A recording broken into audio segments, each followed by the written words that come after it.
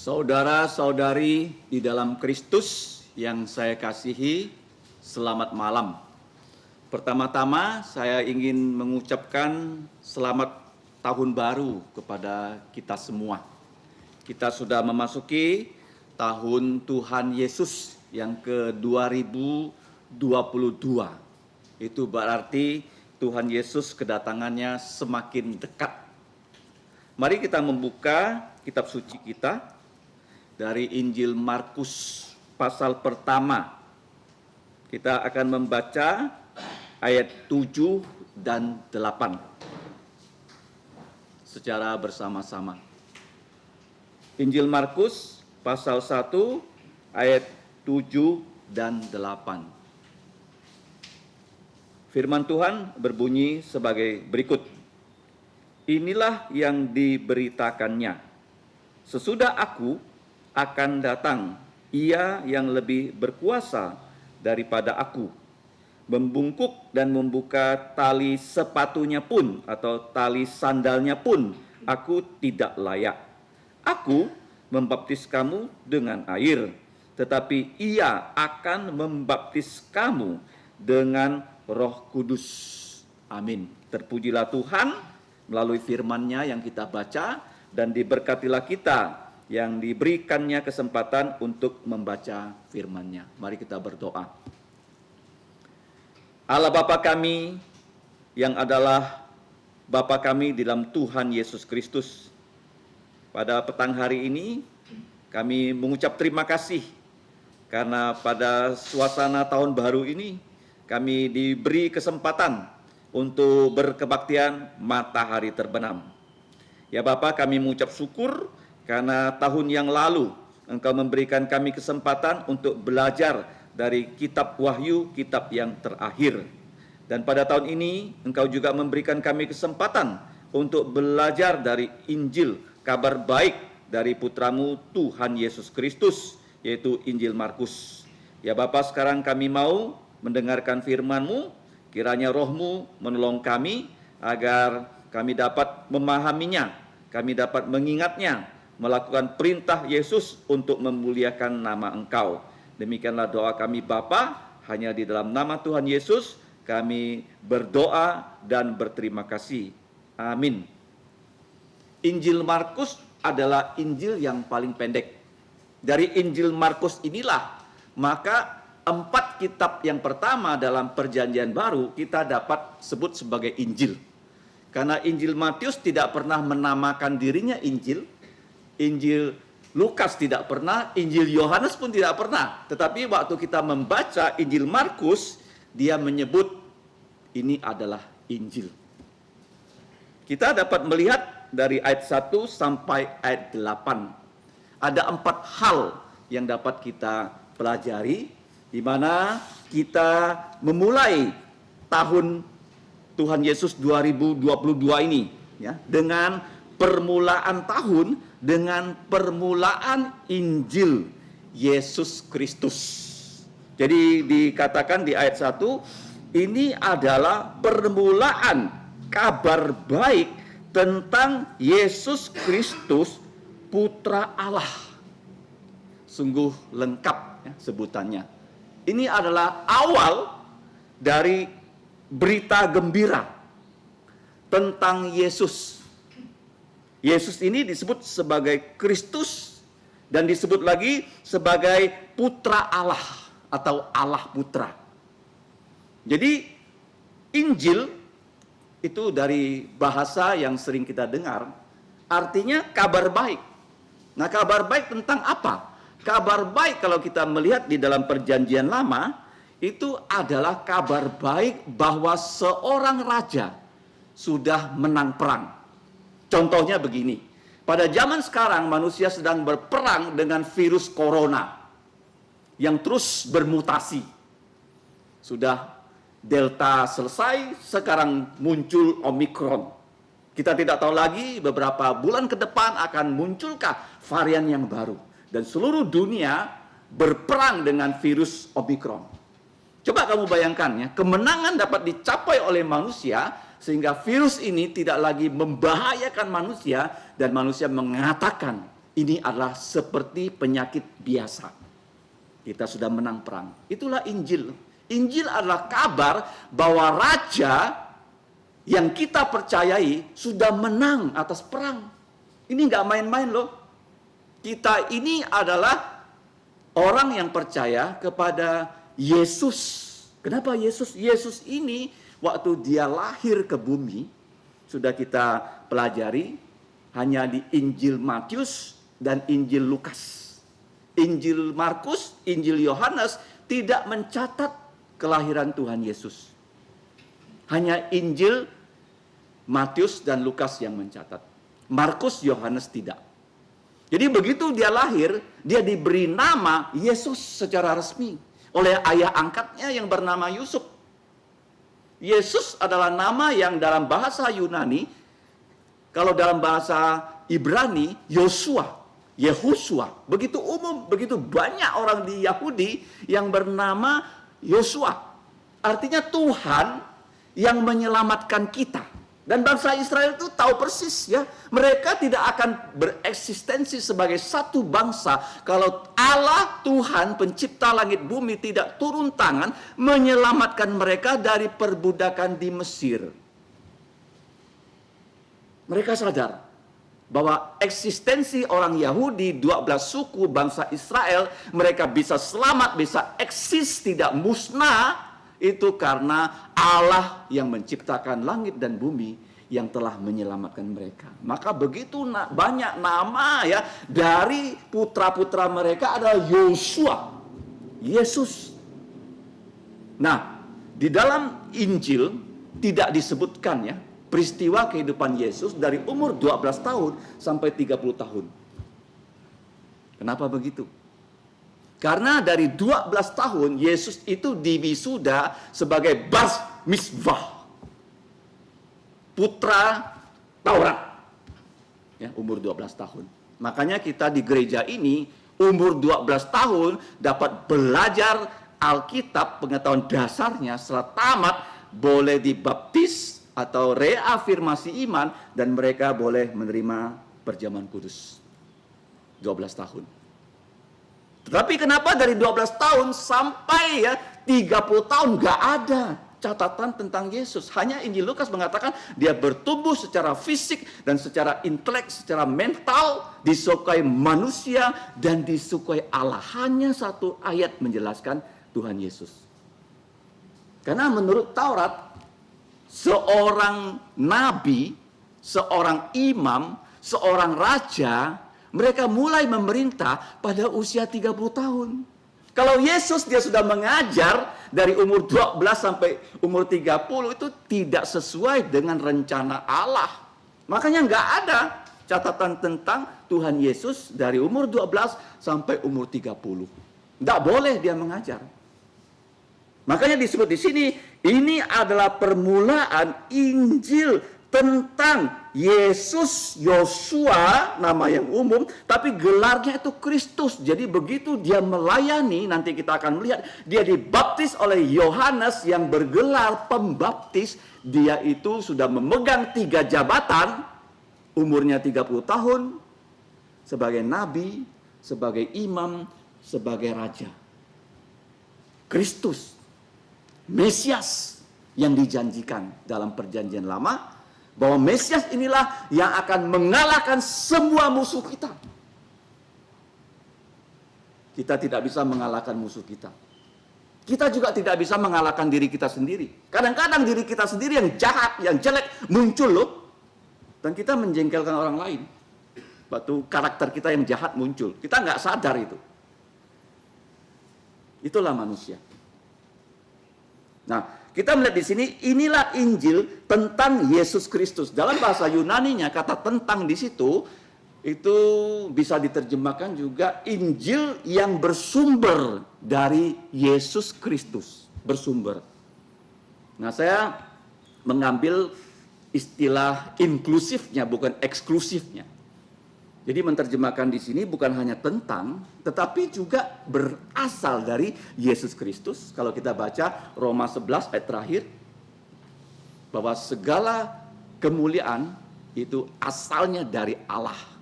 kemudian melalui Allah dan untuk Allah saja. Jadi Injil ini adalah bukan hanya tentang Yesus, bersumber dari Yesus Kristus, kemudian melalui Yesus Kristus, melalui Dia. Dan untuk Yesus Kristus atau kepada Yesus Kristus, dan dikatakan di sini Dia adalah Putra Allah. Nah, kita bersyukur kita memiliki kalender tahun ini dari bulan Januari sampai nanti bulan Juni ya, tahun Tuhan 2022. Setiap hari kita mencantumkan gelar dari Tuhan Yesus. Dia adalah Yesus namanya, gelarnya Kristus, dan di sini dia adalah Allah Putra atau Putra Allah. Dia bukan manusia 100% saja, tapi dia adalah Allah yang Maha Kuasa. Jadi kalau kita membaca kabar baik Injil ini, kita harus di dalam pikiran kita, dia adalah manusia sejati, tapi dia juga Allah yang Maha Tahu, Maha Hadir, Maha Kuasa. Karena dia adalah Putra Allah. Jadi ini adalah Injil, bukan hanya tentang Yesus Kristus Putra Allah, tetapi dari Dia, melalui Dia, dan untuk Dia. Jadi Injil ini ya tentang Yesus, memang dari Yesus, melalui Yesus. Kalau kita di tangan ini punya Injil, ya Tuhan Yesus yang kasih melalui Yesus dan untuk Yesus. Dan kalau kita melihat kitab suci Perjanjian Baru, pasal terakhir, ayat terakhir itu juga Injil. Jadi Injil itu dimulai di Perjanjian Baru, diakhiri di Perjanjian Baru dengan kata kiranya karunia dari Tuhan Yesus Kristus menyertai. Ini kata-kata dari Rasul Yohanes pasal 22. Kiranya karunia, anugerah atau karis Tuhan Yesus Kristus, kiranya Injil Tuhan Yesus Kristus menyertai kamu semua. Amin. Jadi kita setiap saat disertai Yesus kalau kita terus tahu apa konten dari Injil Tuhan Yesus. Ini buku paling penting untuk kita.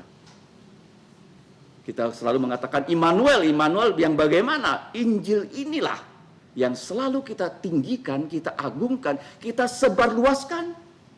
Tidak ada yang lain. Ini yang pertama. Kita awali tahun Tuhan 2022 dengan permulaan Injil Yesus Kristus. Dia adalah Putra Allah. Nah, ada 3 pelajaran yang kita bisa pelajari. Yang pertama, ayat 2 sampai ayat 4 itu berbicara tentang Tuhan Yesus sebagai Kristus, Nabi, Imam, Raja. Raja yang bagaimana? Tadi saya sudah katakan Injil adalah pengumuman Raja kita sudah menang perang. Ya, kabar baiknya apa? Seluruh manusia sudah berhasil mengalahkan virus corona. Berita seperti itu adalah kabar baik, berita seperti itu adalah Injil. Ya, seandainya WHO satu hari mengumumkan, ya, pandemik ini sudah bukan lagi pandemik tapi endemik. Nggak perlu lagi pakai masker, nggak perlu lagi parno-parnoan seperti penyakit biasa. Kalau kamu kena corona, pergi ke dokter, dikasih obat, sembuh. Sudah menang. Ya, ada antidotnya. Itulah Injil loh, kabar baik loh. Manusia sedang menunggu kabar baik loh. Kabar baik apa? Mengalahkan virus corona. Tetapi ada musuh kita yang tidak bisa kita kalahkan karena natur kita sudah dikalahkan. Yaitu di Taman Eden waktu Hawa menyerah pada iblis dan Adam menyerah kepada Hawa, habis sudah manusia. Tidak bisa berperang melawan dosa, melawan godaan setan. Tetapi kalau kita lihat Tuhan Yesus, dia berhasil ya, mengalahkan pencobaan. Inilah Injil. Nah, Injil itu kita lihat dijanjikan sebelumnya. Jadi raja segala raja itu dijanjikan oleh kitab suci. Nah, saya sering berkata, Allah adalah pencipta, Tuhan adalah Allah yang berjanji. Nah, di dalam Alkitab ini begitu banyak janji-janji Allah. Kalau kita mau menjadi manusia yang diberkatinya, kita tiap hari membaca. Nggak mungkin ya, kalau kita tidak membaca Alkitab ini setiap hari, kita bisa tahu janji-janjinya Allah. Nggak bisa. Janji yang pertama dalam kitab Kejadian pasal 3 ayat 15 yang disebut dengan kabar baik yang pertama. Mari kita buka ya. Apa itu Injil yang pertama? Kabar baik yang pertama. Dalam kitab Kejadian pasal 3 ayat 15. Nah, di situ dikatakan, aku akan, Tuhan di sini mengadakan permusuhan antara engkau, yaitu iblis, ular, dengan perempuan ini, dan keturunanmu dan keturunannya perempuan, yaitu Yesus yang lahir dari anak darah Maria akan meremukkan kepalamu, dan engkau akan meremukkan tumitnya. Ini terjadi waktu Tuhan Yesus disalib. Inilah kabar baik yang kita dapatkan ya dari Injil Matius, Injil Markus, Injil Lukas, Injil Yohanes. Bahwa Yesus, waktu dia disalib, dia mengalahkan musuh terakhir kita, yaitu maut dengan mati, tapi dia bangkit dari kematian. Raja segala raja yang mengalahkan maut, itu sudah dijanjikan di dalam kitab para nabi. Markus, siapakah dia? Di dalam Injil Markus tidak ada nama Markus loh. Ya, dia tidak mengatakan dia yang menulis Injil Markus. Coba kita buka dalam Injil Markus pasal 14 ayat 50. Jadi waktu Yesus ditangkap, semua muridnya lari ya. Sebelumnya sebuah muridnya mengatakan, wah, aku berani mati bersama-sama engkau Yesus. Aku berani ikut engkau Yesus masuk dalam penjara. Tetapi begitu ya ancaman bahaya datang, semuanya lari. Nggak ada yang berani mengaku mereka adalah murid Yesus. Lalu semua murid itu meninggalkan Yesus dan melarikan diri. Ada seorang muda yang pada waktu itu hanya memakai sehelai kain lenan untuk menutupi badannya mengikuti dia, Tuhan Yesus. Mereka hendak menangkap dia, tetapi dia melepaskan kainnya dan lari dengan telanjang. Siapa dia? Tidak lain tidak bukan, kalau kita baca di dalam Kisah Rasul pasal 13 ya, namanya disebutkan kepada kita. Karena dia masih muda, dia diajak ya oleh pamannya yang bernama Barnabas dan diajak ya oleh Rasul Paulus untuk berangkat bersama-sama mengadakan pengabaran Injil di dalam kitab Kisah Para Rasul pasal yang ke-12 ya, ayat 25. Nanti pasal 13 juga. Barnabas ini adalah paman dari Markus dan Saulus kembali dari Yerusalem, dan setelah mereka menyelesaikan tugas pelayanan mereka, mereka membawa nama aslinya Yohanes. Yohanes yang disebut Markus. Ya, Yohanes itu artinya Allah sumber anugerah. Markus itu artinya adalah defense. Ya, kalau ada orang menyerang kita bela diri, defense ya. Di Indonesia ada Menhan, Menteri Pertahanan. Itulah nama Markus. Ya, kata Markus itu ada orang mengatakan dari kata planet Mars, ya, artinya defense ya, mempertahankan. Jadi dia masih muda, jadi waktu dia mengikuti perjalanan misi pengabaran Injil yang pertama, dia masih juga muda. Dan kalau kita baca dalam Kisah Rasul 12 ayat 12, dia punya ibu yang merupakan seorang wanita yang kaya di kota Yerusalem. 12. Dan setelah Petrus berpikir sebentar, pergilah ia ke rumah Maria, ibunya Yohanes, yang disebut juga Markus. Di situ banyak orang berkumpul dan berdoa. Jika sebuah rumah, banyak orang bisa berkumpul dan berdoa, rumahnya pasti besar. Jadi Markus ini keluarga yang berada, saya percaya dari kecil dia menjadi pelajar yang baik. Karena dia bisa menulis Injil Markus. Petrus itu nelayan.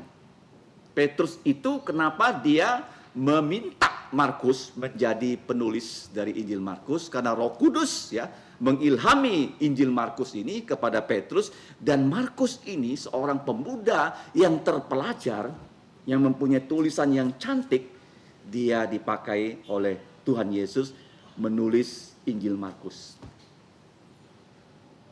Ada yang mengatakan ketika Petrus hampir dibunuh mati. Karena Petrus tahu dia akan mati. Tuhan Yesus bilang sama dia, kamu akan mati sebentar lagi. Kamu akan disalib. Dan Petrus, ya, sebelum dia mati, ada kesaksian yang harus dia sampaikan. Dan dia nggak bisa menulis sebagai seorang mantan nelayan. Dia punya seorang putra rohani. Kalau kita baca dalam 1 Petrus pasal 5, dia menyebut Markus sebagai putra rohaninya. Dia membimbing Markus karena dia kenal baik dengan ibunya yang sungguh-sungguh percaya Yesus, yang di rumah Markus menjadi gereja di kota Yerusalem. Dan Markus juga punya paman yang sangat rohani yang bernama Yusuf, tapi diberi gelar Barnabas, putra penghiburan, karena suka menolong orang. Ini Barnabas. Jadi sebelum Petrus mati, dia ingin bersaksi tentang kabar baik tentang Tuhan Yesus. Dan Injil Markus ini ditulis setelah Injil Matius. Injil Matius ditulis pada tahun sekitar 45. Injil Markus kemungkinan ditulis tahun 50-an atau 60-an sebelum Petrus itu disalibkan. Jadi kita tahu bahwa Markus seorang anak muda yang pada pasal 13 dia melarikan diri. Kita lihat 13 ya. Dia diajak mengabarkan Injil ke Pulau Siprus, kemudian sampai di satu tempat di pasal 13, lalu Paulus dan kawan-kawannya meninggalkan Pafos dan berlayar ke Perga di Pamfilia, tetapi Yohanes meninggalkan mereka lalu kembali ke rumah ibunya di Yerusalem. Karena nggak tahan mengabarkan Injil itu jalan kaki, kepanasan. Markus itu hanya bisa membantu ya, pekerjaan dari Rasul Paulus dan Barnabas pamannya. Dia nggak tahan. Dia menjadi orang yang melarikan diri 2 kali ya. Tadi waktu Yesus mau ditangkap, dia lari karena takut. Sekarang dia disuruh ya mengabarkan Injil, dia lari juga. Sudah 2 kali. Tetapi kita bersyukur ya, Markus ini ya seperti Petrus yang pernah gagal dalam kehidupan rohaninya. Petrus kalau kita baca Yohanes 18, dia 3 kali menyangkal Yesus. Tetapi dalam Yohanes ya pasal yang 21, Yesus merestorasi Petrus 3 kali. Karena Petrus menyangkal Yesus 3 kali, Yesus memberikan perintah kepada Petrus 3 kali juga. Pertama, gembalakanlah domba-domba kecilku. Ya. Pasture my lamb. Feed my lamb. Domba-domba kecil. Jadi di gereja kan anak-anak sekolah minggu perlu digembalakan. Kemudian yang kedua, gembalakanlah domba-dombaku. Yesus memberikan perintah kali kedua. Kali ketiga sama, gembalakanlah domba-dombaku yang dewasa. Jadi Petrus yang pernah gagal, Tuhan Yesus restorasi. Markus juga demikian. Ketika pasal 13 dia sudah ya melarikan diri, di pasal yang ke-16 waktu Rasul Paulus ya ingin mengabarkan Injil lagi, ya pasal 15 ayat 35, Markus itu ingin diajak pamannya Barnabas, tapi Rasul Paulus tidak mau. Jadi Barnabas mengajak Markus pergi ke Pulau Siprus, kampung halaman Barnabas, dan Paulus ya mendapatkan rekan kerja yang baru yang bernama Silas. Mereka mengunjungi kampung halaman Paulus yang berada di Kilikia. Ya, jadi mereka pecah kongsi. Tetapi walaupun pecah kongsi, kalau kita melihat di akhir dari kisah para rasul, memang kisah para rasul sejak ya pasal 16 sampai pasal 28 tidak pernah lagi disebut nama Markus, nggak pernah.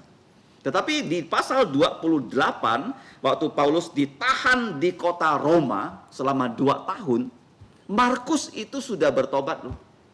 Jadi waktu ya kita baca dalam kitab Kolose pasal terakhir, ini latar belakang dari Markus. Kolose pasal 4 ya, di situ dikatakan bahwa Markus yang bersama-sama dengan Rasul Paulus yang berada di kota Roma itu menyampaikan salam ya, kepada gereja yang ada di Kolose. Ya, Kolose pasal terakhir ayat yang ke-10. Ya.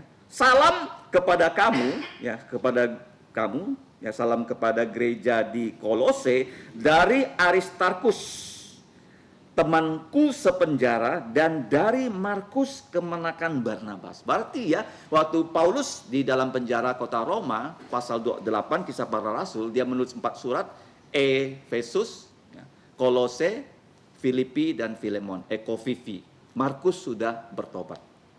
Jadi kita lihat ya, walaupun dalam Kisah Para Rasul nama Markus dan Barnabas tidak pernah lagi disinggung, tetapi di penghujung pelayanan Rasul Paulus, Markus sudah bertobat. Jadi kita melihat ya, Injil Markus ini adalah sebuah buku yang menamakan dirinya Injil. Ya, kita kembali ke Injil Markus pasal 1. Nah, jadi raja, segala raja itu sudah dijanjikan di dalam kitab Nabi. Di sini hanya disebut Nabi Yesaya. Kita baca ayat yang kedua dan ketiga. Lihatlah, aku menyuruh utusanku. Di sini kata utusan dalam bahasa Ibrani adalah malaki, ya, utusanku mendahului engkau. Ia, utusanku ini, akan mempersiapkan jalan untuk kamu. Ada suara yang berseru-seru di padang gurun. Persiapkanlah jalan untuk Yehova, untuk Tuhan, dan luruskanlah jalan untuknya. Jadi dari ayat 2 dan 3 kita tahu bahwa raja, segala raja sudah dijanjikan di dalam kitab suci perjanjian lama. Nah, ayat 2 adalah kutipan dari kitab Malaki pasal 3, utusanku ya.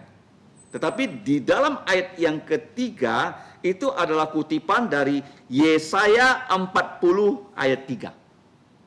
Yesaya 40. Jadi begini loh, sebelum Tuhan Yesus melayani, 6 bulan sebelum dia melayani, itu Tuhan sudah berjanji dia akan mengutus satu nabi yang terakhir, dan nabi ini mempunyai kuasa yang luar biasa. Nanti akan kita lihat di ayat 4 sampai ayat 6. Ya, jalan yang dia persiapkan bukan berarti dia membangun jalan seperti di negara Indonesia ya, banyak jalan dibangun sehingga mobil bisa lewat ya, motor bisa lewat ya, bukan jalan tanah ya, jalan yang sudah di beton, yang sudah diaspal, bukan seperti itu. Memang zaman dulu kalau seorang raja yang mengumumkan kemenangan atas perang, dia harus berjalan dengan parade. Dia nggak akan datang sendiri, dia membawa jenderalnya, dia membawa tawanan di belakangnya, dan mereka akan diarak masuk ke kota itu. Kami sudah menang. Nggak main-main loh. Jadi raja kita Yesus sudah menang, dan itu diumumkan, dan harus jalan yang dilalui itu adalah jalan yang sudah diratakan, jalan yang sudah ditimbun, tidak ada beceknya, nggak buat macet, sehingga mereka lewat dan semua bisa menyaksikan bahwa jenderal ini, raja ini sudah menang perang. Tapi jalan yang dipersiapkan di sini kalau kita baca, itu adalah lubuk jantung manusia. Dikatakan bahwa Tuhan Yesus datang kepada ciptaannya, tapi ciptaannya tidak mengenal dia. Kepada miliknya, tapi miliknya tidak menyediakan tempat untuk dia lahir loh. Jadi Yohanes ini dia berkhotbah, nanti kita lihat apa yang dikhotbahkan. Ayat 4 sampai 6. Demikianlah Yohanes, putra dari Zakaria dan Elisabet, yang dapat kita baca di Injil Lukas, yang lahir secara ajaib karena mamanya Elisabet sudah mandul. Dan papanya Zakaria sudah berdoa minta keturunan, gak dikasih. Dan dia saya rasa tidak berdoa lagi. Tiba-tiba dia sudah tua, istrinya sudah mati haid, malaikat Gabriel muncul kepada dia. Kau akan punya anak laki-laki. Dia nggak percaya. Di bait Allah malaikat berbicara pada dia, dia tidak percaya loh. Kata-kata pesan dari Gabriel, dari Tuhan. Sehingga malaikat bilang, kalau begitu kamu jadi bisu. Ya, Tuhan bisa membutakan mata kita kalau kita nggak percaya. Tuhan bisa juga membuat kita bisu kalau kita tidak kabarkan Injil. Kita nggak percaya Injil kan? Nggak pernah kabarkan Injil. Tiba-tiba bisu. Berapa lama? Seperti Zakaria, 9 bulan. Dia hanya bisa gini, bahasa isyarat. Kamu bayangkan ya. Dia nggak percaya. Kita nggak percaya kepada Injil. Nggak pernah beritakan Injil. Malu. akan Injil Yesus. Dibuat bisu nanti. Benar-benar nggak bisa kabarkan Injil. Seperti Zakaria. Berapa lama? 9 bulan. Jadi ketika Yohanes lahir, ditanya siapa nama dari anak itu. Kami mau kasih nama dia loh, Zakaria. Karena Zakaria kan bagus tuh, seperti bapaknya. Kemudian dia minta tablet ya. Nah, sekarang kan banyak tab kan, tablet. Sini tabletnya. Dia nggak bisa ngomong. Dia tulis namanya Yohanes. Yohanes ya namanya ya. Baru dia bisa ngomong. Begitu dia bisa ngomong, dia langsung memuji Tuhan loh Zakaria ini. Yohanes ini ternyata dia hidup ya sebagai orang yang tidak biasa. Dan dia punya satu gelar yang tidak ada nabi di perjanjian lama punya gelar itu loh. Yohanes gelarnya pembaptis. Kenapa membaptis? Pembaptisan dia membaptis orang di padang gurun. Jadi padang gurun itu tidak banyak air. Jadi orang datang kepada Yohanes, dia berkhotbah. Khotbahnya hanya singkat. Bertobatlah karena kerajaan Allah sudah dekat. Artinya begini, kamu ini jahat. Ya, sekarang Allah ingin mengampuni dosa-dosa kamu. Kamu harus bertobat. Kalau nggak bertobat, kerajaan Allah datang. Allah akan menghakimi dan menghukum kamu. Coba kita lihat dalam Injil Matius. Apa yang dia serukan. Ada suara berseru-seru di padang gurun. Pasal 3 ayat 2 Injil Matius. Pada waktu itu tampillah Yohanes, gelarnya pembaptis di padang gurun ya Yudea, dan memberitakan, dia berseru, bertobatlah kamu semua. Jadi dalam bahasa Yunaninya itu ada perintah yang tidak kelihatan dalam terjemahan bahasa Indonesia. Bertobatlah kamu semua. Kamu dan saya harus bertobat. Kalau nggak bertobat, ya kerajaan Allah datang kepada kita itu dalam bentuk penghakiman dan penghukuman. Ini yang diberitakan oleh Yohanes. Jadi waktu dia memberitakan itu, dia nggak pergi ke kota. Ya, dia tidak punya tempat kebaktian yang mewah seperti zaman sekarang. Gedungnya indah, ber-AC, ya, sound systemnya mantap gitu loh. Dia pakai jas. Enggak. Dia ada khotbahnya di padang gurun. Tapi Tuhan membawa orang-orang datang ke padang gurun. Jadi waktu dia berkhotbah, bertobatlah dan berilah dirimu dibaptis sebagai tanda kamu bertobat, maka Allah akan mengampuni dosa kamu. Jadi orang yang bisa bertobat itu adalah pekerjaan dari Roh Kudus. Yohanes sebenarnya nggak bisa menobatkan orang, dia hanya alat. Dia hanya speaker ya, suara. Ditanya siapa kamu? Apakah kamu Elia? Apakah kamu Kristus? Dia bilang bukan, aku hanya suara. Suara yang mengatakan bertobatlah, kabar baik, karena dosa-dosa kita akan diampuni. Bagaimana Allah bisa mengampuni dosa? Ini satu pertanyaan yang belum ada jawabannya secara konkret di depan orang Israel. Banyak mereka menganggap, oh kalau saya secara akademis bisa menghafal Taurat, nilai saya A, saya selamat. Itulah orang Farisi, begitu sombong. Mereka sangat akademis, sehingga waktu Yesus datang, mereka tidak percaya Yesus, tapi percaya dengan apa? Ijazah mereka. Rabi loh, siapa guru saya? Gamaliel. Saya bisa hafal Taurat, saya bisa menjelaskan Taurat, saya bisa masuk surga. Saya bisa puasa, saya bisa sedekah, saya masuk surga. Padahal Yesus bilang nggak bisa. Sehingga kita melihat di sini, lalu datanglah orang-orang dari seluruh daerah Yudea. Jadi raja, segala raja, bukan hanya dijanjikan, tapi didahului oleh Yohanes Pembaptis. Dan semua penduduk Yerusalem, mereka sambil mengaku dosanya, mereka dibaptis di sungai Yordan. Artinya begini, mereka datang kepada Yohanes di padang gurun. Dan Yohanes ini dikatakan, dia punya baju dan ikat pinggang, itu tidak seperti pakaian orang umum. Makanannya pun ya beda. Karena dia tinggal di padang gurun. Ya orang Israel itu biasa di padang gurun. Di gurun apa? Di gurun Sinai. Kalau mereka di tanah perjanjian, mereka tidak lagi di padang gurun. Padang gurunnya itu adalah tempat yang tidak banyak dikunjungi orang. Jadi mereka itu ya merendahkan diri. Keselamatan itu ternyata bukan di Yerusalem dari para rabi, orang Farisi, bukan. Bukan dari Nikodemus, profesor terkenal Yerusalem, bukan. Jadi keselamatan itu disiapkan melalui Tuhan, ya Tuhan melalui Yohanes di padang gurun. Mereka pergi ke situ mendengarkan khotbah-khotbah Yohanes dan mereka mengaku dosa. Apa dosa yang diakui?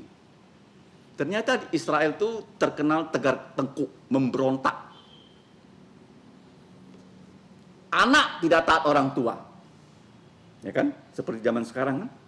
Atau orang tua tidak mengasihi anak, tidak memberi contoh. Demikian juga ya di masyarakat. Masyarakat tidak mentaati pemimpin. Jadi mereka memberontak. Jadi lubuk jantung yang seperti itu yang Tuhan buat bertobat sehingga Bapak kembali kepada firman dan Bapak mengajar anak tentang firman dan anak mau taat kepada Bapak. Itu membuat lubuk jantung anak berbalik pada Bapak dan Bapak lubuk jantungnya berbalik kepada anak. Kenapa? Karena sama-sama sekarang mencintai firman Tuhan. Itulah karya dari Yohanes. Jadi kalau kita lihat ya, banyak orang dari kota raja datang. Mereka mau dibaptis tuh. Yang datang itu orang Farisi, orang Saduki.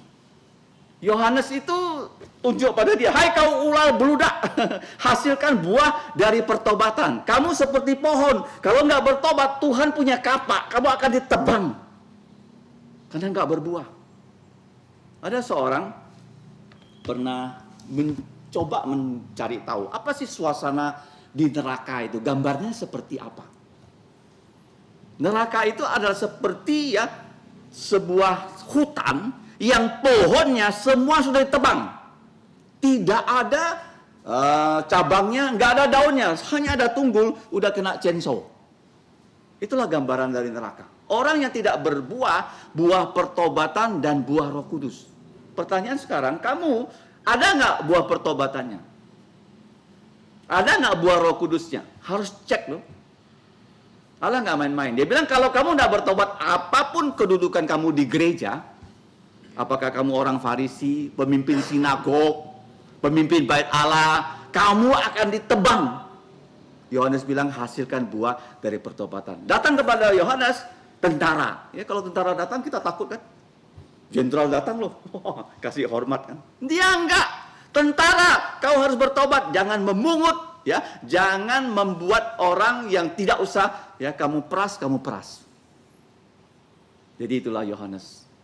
Kalau tidak bertobat, dia tidak akan membaptis ya orang-orang itu. Kalau bertobat, mengaku dosa. Ini yang paling sulit tuh.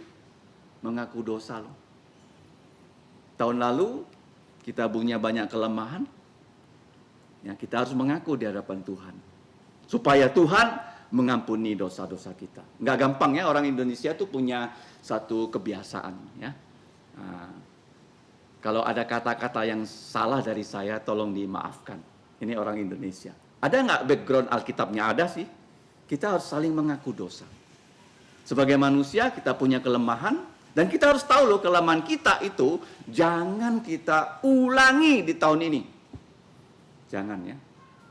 Kita tahu dan kita harus mengaku. Mengaku artinya apa? Bertobat itu artinya tidak mengulangi dosa yang sama. Itulah bertobat. Bukan berarti, oh saya mengaku dosa, nah, besok buat lagi. Besok buat lagi. Itu bukan namanya bertobat. Itu bukan bertobat itu namanya. Menipu. Menipu. Jadi Yohanes bilang mengaku dosa dan mereka dibaptis. Baptisan itu tidak menyelamatkan. Baptisan itu hanya tanda kita disucikan ya dengan air, dan air itu melambangkan firman. Apa yang bisa menyucikan kita? Firman Tuhan.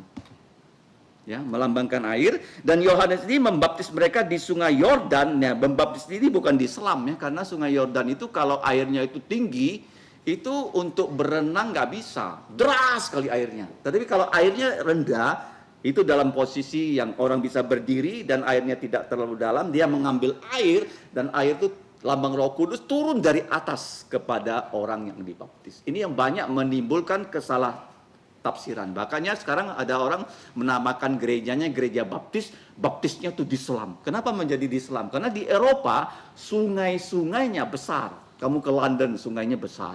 Kamu ke Paris, sungainya besar. Bisa menyelam orang. Kalau sungai Yordan, itu sungai yang dangkal. Dia turun ke air, dia mengambil air, dan dia menuangkan. Ya, seperti kalau kita mandi, kita pakai shower, kita pakai cedok begitu. Bukan di rumah kita ada bak mandi, terus kita jadikan kolam renang, enggak, ya kan? Ada enggak kita? Ya, ada bak mandi, kita masuk cemplung di situ. Bukan bathtub ya. Jadi bukan. Ya, jangan salah. Nah, mereka dibaptis dan Yohanes di sini kita lihat memakai baju dari bulu onta. Kenapa bulu onta ya? Karena dia tinggal di padang gurun, itu panas siangnya dan malamnya dingin. Kalau pakai jaket onta, kulit onta itu kan dingin. Ya, di malam hari bisa membuat dia hangat dan jaket kulit ini tidak gampang rusak. Jadi terpaksa dia memakai baju seperti itu.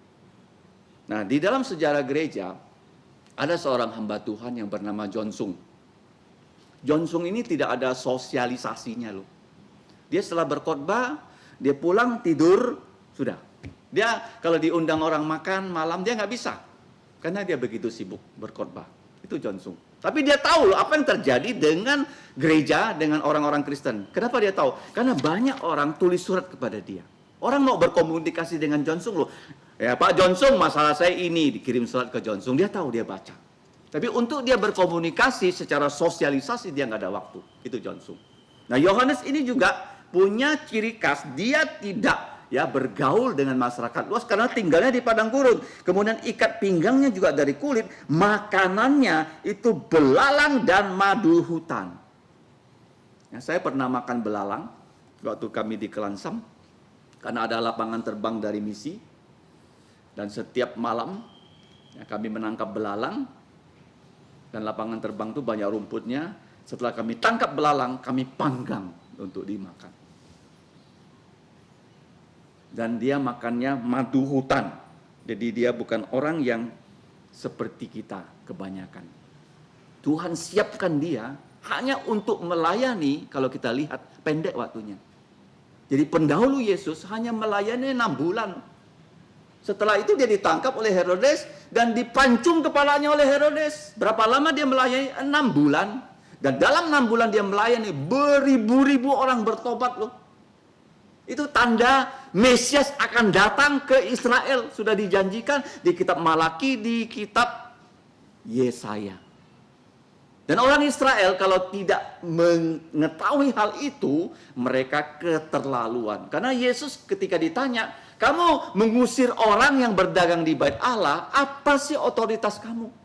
Yesus gak mau jawab. Yesus bilang, coba kasih tahu saya dibaptis oleh Yohanes, dia bukan karena bertobat dan dosanya diampuni, dia dibaptis karena dia diurapi menjadi Kristus. Dia adalah nabi, memberikan kitab suci, dia adalah imam, mati untuk dosa kita, dia adalah raja yang mengalahkan maut. Dia tanya kepada pemimpin agama. Baptisan Yohanes dari Allah kah ada atau dari manusia? Ya jelas-jelas dari Allah, mereka nggak mau jawab. Karena kalau mereka jawab, itu dari Allah. Loh, kamu kok nggak percaya saya sebagai utusan Allah? Yang dikatakan ada yang mendahului aku. Orang namanya Yohanes, dia sebagai pembaptis. Saya tadi katakannya di perjanjian lama, nggak ada nabi yang membaptis. Kenapa pembaptisan itu? Karena nanti Tuhan Yesus akan menyuruh murid-muridnya membaptis dengan air untuk orang yang percaya. Ya, kita kabarkan Injil, orang itu percaya Yesus, orang yang percaya itu punya hak untuk dibaptis. Dan hamba-hamba Tuhan punya kewajiban membaptis. Karena inilah ciri khas dari pelayanan Yohanes, beribu-ribu orang dibaptis, dan ciri khas dari murid-murid Yesus, mereka sebelumnya sungguh-sungguh menjadi murid Yesus yang bagus, mereka itu menggantikan Yohanes membaptis. Sehingga orang yang dibaptis oleh murid-murid Yesus lebih banyak daripada yang dibaptis oleh Yohanes. Karena Yohanes pelayanannya meredup, dia berkata, aku harus makin kurang, Yesus harus makin bertambah. Yang terakhir, yang pertama, apa itu Injil? Berita kemenangan raja. Yang kedua, raja segala raja ini, itu dijanjikan dalam kitab suci. Yang ketiga, raja segala raja itu didahului oleh tokoh yang spesial seperti Yohanes Pembaptis. Semua orang harus tahu Yohanes itu mendahului Kristus. Yesus sekarang gelarnya adalah Kristus. Yang terakhir, Raja segala raja adalah Allah yang Maha Kuasa. Jadi kalau kita belajar Injil, kita jangan lupa walaupun Injil Markus itu menokohkan Yesus sebagai budak yang selalu melayani. Tetapi Yesus itu sesungguhnya juga adalah putra Allah. Walaupun Injil Markus ini begitu banyak kata-kata segera. Kenapa segera? Karena segera itu adalah istilah yang dipakai oleh budak yang setia. Markus pernah tidak setia, sekarang dia menjadi budak yang setia. Petrus pernah tidak setia, sekarang dia menjadi budak yang setia. Apa yang diperkenalkan oleh Yohanes? Ini adalah yang diberitakan oleh Yohanes ya ketika dia mengabarkan tentang pertobatan. Ada berita yang lain, sesudah aku akan datang ia yang lebih berkuasa daripada aku. Yohanes itu adalah orang yang pada zaman itu selama 6 bulan orang yang paling berkuasa di Israel. Raja Herodes kalah, Pilatus pun kalah loh dengan dia loh. Kenapa? Karena semua orang datang kepada dia. Dan semua orang yang datang kepada dia mendengarkan firman Tuhan yang dia sampaikan. Orang-orang itu bertobat, mengaku dosa, dan jumlahnya begitu banyak. Itu jalan dipersiapkan untuk Yesus. Sehingga nanti kalau Yesus melayani, sudah punya ya sekelompok orang yang sudah sebenarnya bertobat. Jadi kita lihat di sini, dia mengatakan akan datang ia yang lebih berkuasa daripada aku. Nah, bagaimana dia tahu Yesus? Kalau kita baca ya, ada pesan dari Roh Kudus kepada Yohanes, nanti kalau kamu membaptis orang, kamu harus bilang siapapun dia yang datang, bertobat. Dia bilang, iya saya bertobat, saya berdosa, saya mengaku dosa, kamu baptis dia. Kalau nggak mau, nggak boleh. Nah, tetapi datang satu orang minta dibaptis. Kamu waktu membaptis dia, waktu Yesus datang dibaptis, minggu depan kalau kita pelajari, Yesus tuh waktu dibaptis oleh Yohanes, Yohanes pertama menolak dia. Dia nggak berani. Tapi Yesus bilang kita harus memenuhi ya, ketentuan dari Tuhan. Dan akhirnya Yesus dibaptis. Jadi ketika Yesus dibaptis, itu langit terbuka dan ada Roh Kudus dalam bentuk burung merpati turun ke atas Yesus. Jadi Yesus dibaptis bukan untuk pengampunan dosa. Yesus dibaptis Yohanes, dia nggak mengaku dosa karena dia tidak ada dosa. Tapi begitu sudah dibaptis, itu Yohanes itu imam. Imam yang bertugas mengurapi raja. Yesus itu nabi, sebelum melayani harus diurapi. Yesus itu imam, dia diurapi. Yesus itu adalah raja, diurapi kapan? Yaitu waktu dibaptis oleh Yohanes Pembaptis. Jadi Roh Kudus turun dalam bentuk burung merpati, tinggal di atas Yesus. Dia memperkenalkan Yesus, ia lebih berkuasa daripada aku. Jadi raja segala raja di sini adalah Allah yang maha kuasa. Membungkuk dan membuka tali kasutnya pun aku tidak layak. Ya, kita ini nggak layak di hadapan Yesus loh. Siapa kita? Tuhan Yesus ya menyelamatkan kita. Dan kita dipercaya loh menjadi pelayannya yang mengabarkan tentang dia. Ini lebih penting daripada kita menjadi seorang menteri atau menjadi seorang presiden. Kita mengabarkan tentang Tuhan Yesus, dan Yesus itu ya, kalau kita lihat di sini Yohanes tahu persis ya, kalau dia dibandingkan Yesus bagaikan langit dan bumi. Karena Yesus putra Allah, Yohanes adalah manusia biasa yang berdosa yang harus diselamatkan oleh Tuhan Yesus. Kemudian dia mengakhiri dalam ayat ke-8, aku membaptis kamu dengan air. Jadi begitu banyak ya orang yang sudah dibaptis Yohanes. Tapi Yohanes bilang sama mereka, tetapi ia akan membaptis kamu dengan Roh Kudus. Nah, ini merupakan doktrin yang saat ini sering disalahpahami oleh gereja-gereja karismatik. Bahwa Roh Kudus membaptis kita. Enggak, Roh Kudus tidak pernah membaptis orang. Yesus membaptis orang dengan Roh Kudus. Untuk membuat kita, ketika kita mendengarkan Injil Yesus, kita bertobat. Itu Yesus membaptis kita dengan Roh Kudus. Ya, baptisan internal, orang enggak tahu. Ya, kita hanya mengabarkan Injil secara eksternal, Yesus membaptis orang itu dengan Roh Kudus. Secara internal dia jadi sungguh-sungguh percaya Yesus. Buktinya kalau orang percaya Yesus 1 hari nggak baca Alkitab, kepalanya pusing.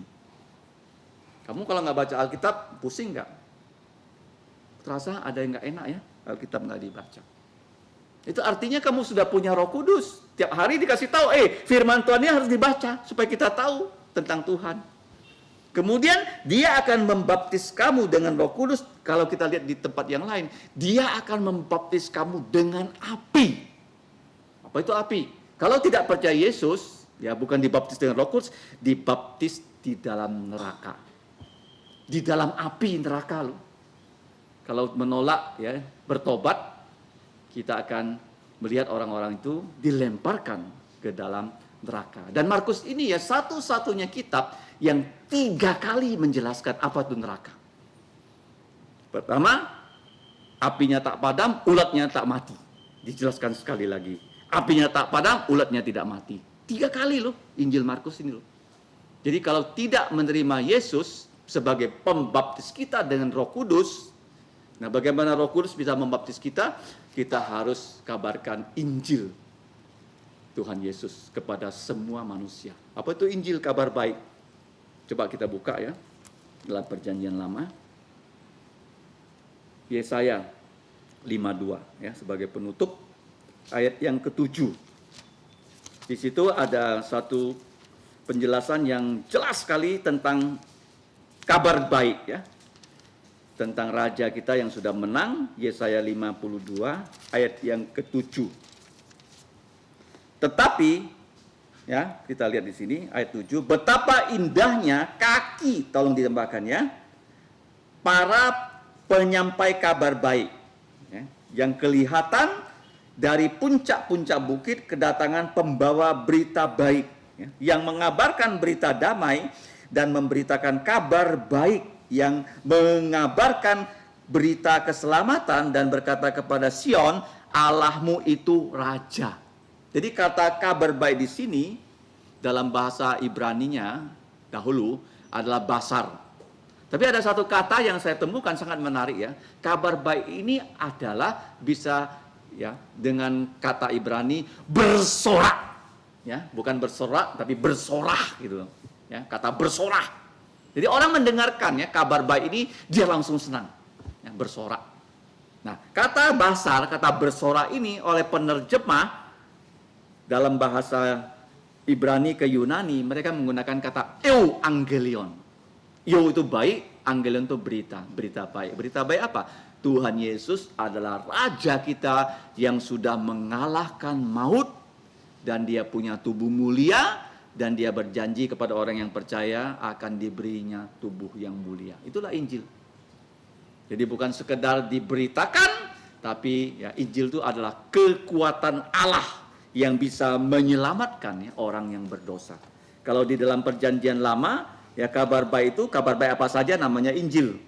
Kemudian kebaikan Tuhan juga Injil, berkat dari Kristus. Kalau dalam Perjanjian Baru ada 12 istilah, yaitu kabar baik kerajaan Allah, kerajaan sorga, kabar baik dari Allah, kabar baik tadi ya Yesus Kristus, kabar baik tentang keselamatan, kabar baik anugerah Allah, kabar baik tentang damai, 7, kabar baik tentang janji-janji Allah, kabar baik tentang kebenaran, kabar baik yang memberikan kita iman, kabar baik yang memberikan kita pengharapan, kabar baik yang memberikan kita hidup yang kekal, kabar baik yang merupakan apa? Perjanjian Tuhan yang Tuhan sodorkan pada kamu.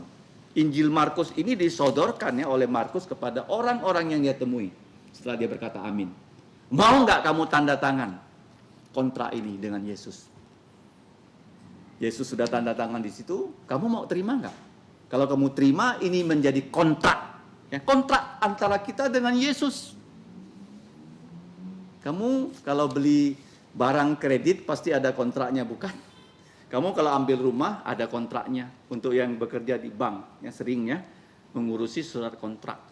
Kita juga ada surat kontrak dari Yesus. Apa itu surat kontraknya? Injil Markus. Ya, kamu tanda tangani, Tuhan Yesus, saya terima nih kabar baik Engkau. Ini Injil Memang dari engkau, tapi engkau percayakan pada aku Injil ini, kemana-mana aku pergi, aku akan beritakan. Karena itulah yang bisa menyelamatkan manusia dari dosa dan kematian kekal. Jadi malam ini kita sudah belajar apa itu Injil. Injil adalah kabar baik tentang raja yang menang perang. Yang kedua, raja segala raja itu ya harus ya kita ketahui dari perjanjian lama karena sudah dijanjikan dalam kitab suci. Mulai dari kitab Kejadian ya sampai kitab Malaki. Ada janjinya, dia akan datang. Kemudian kedatangannya dikatakan ada yang mendahulu dia, membuat jalan siap untuk dia supaya manusia di Israel bertobat lebih dahulu. Bapak-bapak bertobat, ya anak-anak bertobat, sehingga waktu Yesus melayani, lubuk jantung manusia itu sudah tidak keras seperti sebelum dia melayani 6 bulan yang lalu. Ada tokoh yang bernama Yohanes Pembaptis. Kemudian kita lihat Yohanes Pembaptis ya memperkenalkan Yesus sebagai pembaptis juga. Yesus pembaptis tapi bukan dengan air, tapi dengan Roh Kudus atau dengan api. Kalau kita percaya, kita dibaptis dengan Roh Kudus, ya kita bertobat, kemudian kita dipenuhi oleh Roh Kudus oleh Yesus ya supaya kita bisa melayani. Pelayanan apa? Injil ini kita terima sebagai kontrak kita. Ya, perjanjian kita dengan Allah. Kita bersedia menerima Injil sebagai kontrak kita dan kita bersedia mengabarkan Yesus kepada semua manusia. Mari kita berdoa. Bapa kami di surga, kami mengucap syukur untuk Tuhan Yesus yang mempercayakan kabar baik kepada Petrus bahkan kepada Markus yang malam ini mulai kami pelajari. Kiranya Engkau menolong kami untuk menjadi pengabar Injil seperti Tuhan Yesus, seperti Yohanes Pembaptis dan para rasul dan bahkan murid-murid dari para rasul seperti Markus. Tolonglah kami Bapa, kiranya kami ketika mengabarkan Injil Tuhan Yesus, kami bisa setia kepada Engkau dan bisa membawa orang-orang yang Engkau pilih untuk percaya kepada Tuhan Yesus sebagai Tuhan dan Juru Selamat. Demikianlah doa kami, ampuni dosa kami dengan darah Yesus, hapus pelanggaran kami. Di dalam nama Tuhan Yesus kami berdoa dan bersyukur. Amin.